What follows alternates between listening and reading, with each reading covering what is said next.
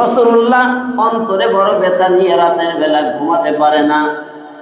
আল্লাহ পাক রব্বুল আলামিন এই সময়ে রাসূলুল্লাহকে ডাক দিয়ে বলতেছে, ওগো নবীজি, ওগো রাসূল, তোমার অন্তরে ব্যথা আছে, তোমার অন্তরে কষ্ট আছে।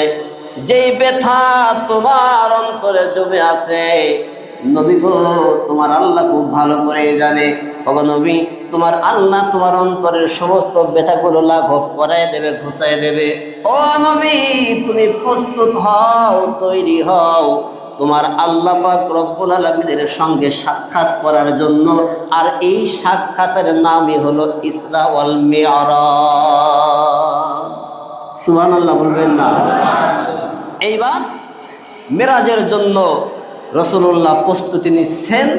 কিরকম প্রস্তুতি? এইবার আয়াতের মধ্যে আসি, সূরা ইসরা 1 নম্বর আয়াত।